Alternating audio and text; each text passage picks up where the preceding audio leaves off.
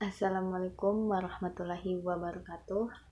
Perkenalkan, nama saya Ririn Putri Hasanah dari kelas PM02 NIM 18470420072, mata kuliah Pendidikan Lingkungan Hidup, dosen pengampu Dr. Erma Suryani Sahabuddin MSI dan Andi Astrianti SPD LPD.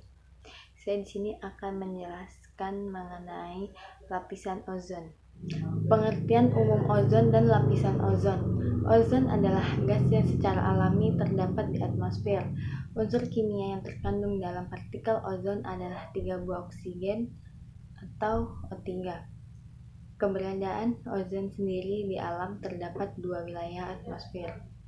Ozon di troposfer sekitar 10 sampai dengan 16 km dari permukaan bumi. Sayangnya, kandungan pada lapisan ini hanya 10%, sedangkan selebihnya berada di lapisan stratosfer, 50 km dari puncak troposfer dengan kandungan ozon mencapai 90%.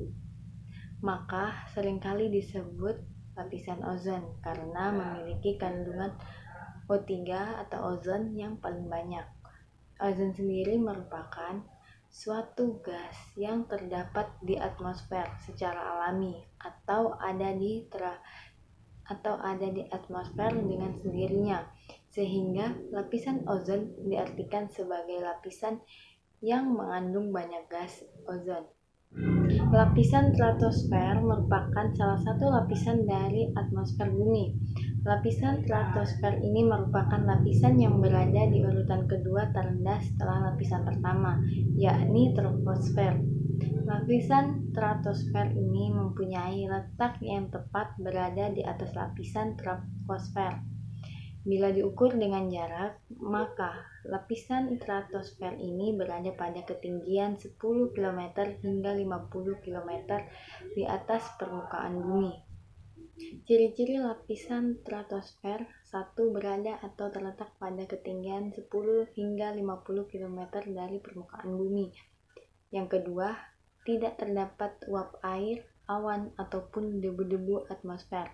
Yang ketiga, dapat menyerap radiasi yang dipancarkan oleh sinar ultraviolet. Yang keempat, terdapat lapisan ozon di lapisan ini.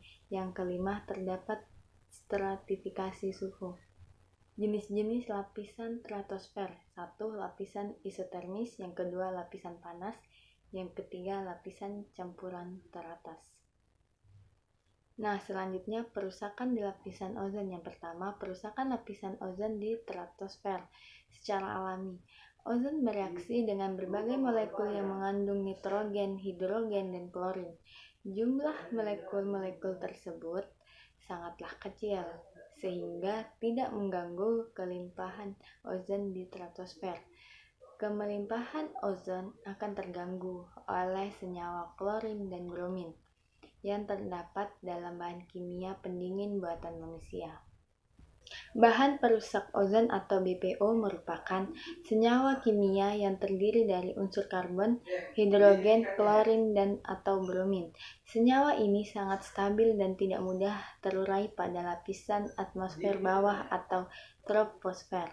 Bahan perusak ozon banyak digunakan dalam peralatan pendingin seperti lemari es, pendingin ruangan atau AC, pemadam kebakaran, industri busa, bahan pelarut, dan proses karantina pelabuhan.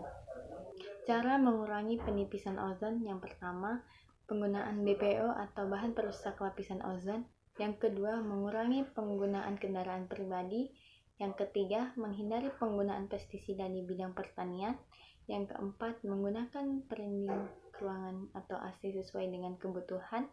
Yang kelima, jangan biarkan lampu atau peralatan listrik dalam keadaan menyala terus.